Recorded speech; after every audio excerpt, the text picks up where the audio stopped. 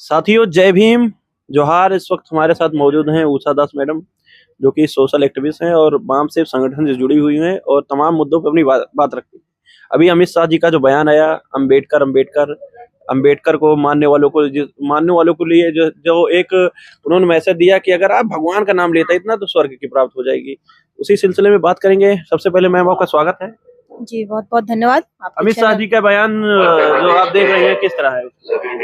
देखिए, अमित शाह का बयान को मैं सिर्फ इतना ही मानूंगी कि अमित शाह बीजेपी से हैं। बीजेपी ने मामला खड़ा किया और उसको फैलाने का काम कांग्रेस ने किया। बाबा साहब ने कभी नहीं कहा है कि मेरी जय जयकार करो या फिर जय श्री राम के नारे लगाओ, है ना।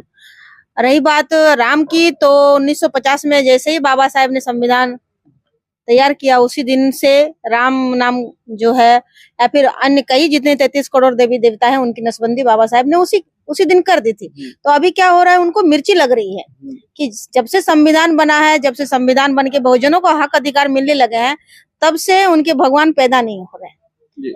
तो इसीलिए बार बार उनको राम का याद आ रहा है। अभी देखने को मिला मैम कि जिस तरह वाम सेव जागृत कर रहा है, तो बहुत सारे लोग वाम सेव से जुड़ भी रहे हैं। आप भी उसकी कार्यकर्ता हैं। तो जो भी लोग, अभी भी बहुत सारे लोग, ऐसा नहीं है कि SC ST OBC के लोग अभी बीजेपी को वोट नहीं दे रहे हैं, उनके समर्थक तो वही लोग हैं ना। जी, सबसे पहली बात, मैं बामसेव की ऑफसेट विंग जो है, बामसेव कर्मचारियों का संगठन है और बामसेव का ऑफसेट विंग जो है भारत मुक्ति मोर्चा महिला संघ, मैं उसकी राष्ट्रीय सोशल मीडिया प्रभारी हूँ और मैं गैर कर्मचारी हूँ। मैं एक घरेलू महिला हूँ और सोशल में समाज में काम कर रही हूँ।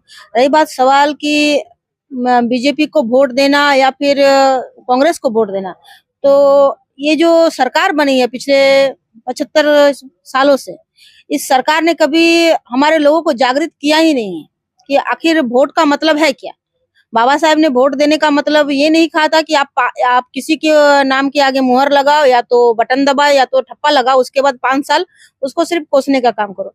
बाबा साहब के पीछे इसका उद्देश्य क्या था कि वोट का अधिकार मिलेगा तो हमारे समाज के जो पिछड़े लोग हैं, वो लोगों को भी मौका मिलेगा संसद भवन में जाने के लिए, अपने लिए कानून बनाने के लिए।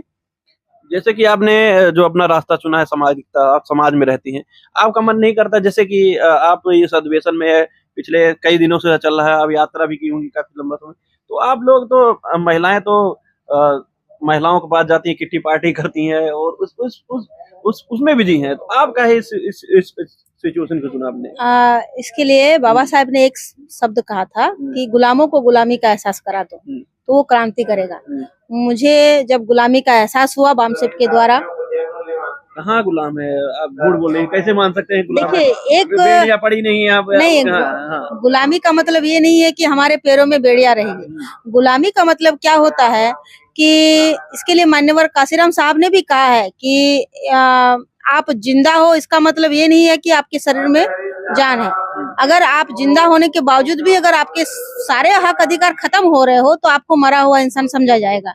आज हमारे सारे हक अधिकार खत्म हो रहे हैं, हमारे आने वाले बच्चे जो हैं उनका भविष्य पूरा तबाह हो रहा है। हमारे जितने भी अधिकार थे वो अधिकार खत्म किए जा रहे हैं। हमें दिखाया जाता है कि संविधान की चर्चा हो रही है, संविधान की बातें हो रही है और देश में संविधान लागू है, लेकिन अगर सही मायने में संविधान लागू होता तो क्या ये पूरा देश बिकता? अभी देखने को मिलता है मैम कि बाबा साहब अम्बेडकर ने कहा था कि शिक्षा वो सैनिक का दूध है, जो पिएगा वो दहाड़ेगा। बाबा साहब ने कहा, और बाबा साहब ने एक बात और कही थी कि सुबह 2 घंटियां बजेंगी, एक मंदिर की घंटी बजेगी, एक विद्यालय का।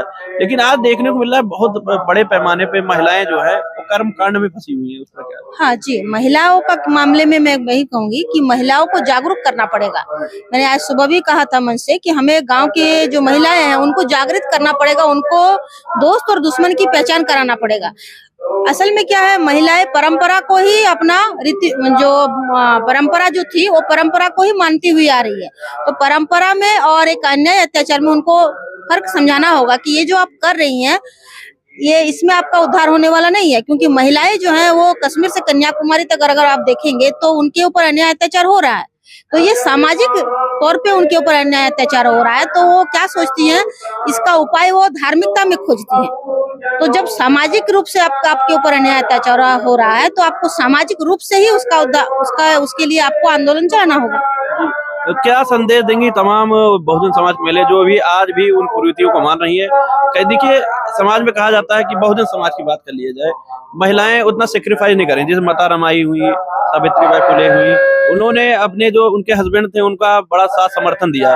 क्या आज के डेट में महिलाएं उस बड़े पैमाने पर निकल के आ रही है? क्या ऐसा देखने को मिल रहा है? हाँ, कुछ महिलाएं निकल रही है, मैं ऐसा नहीं बोलूंगी क्योंकि मैं भी एक महिला हूँ।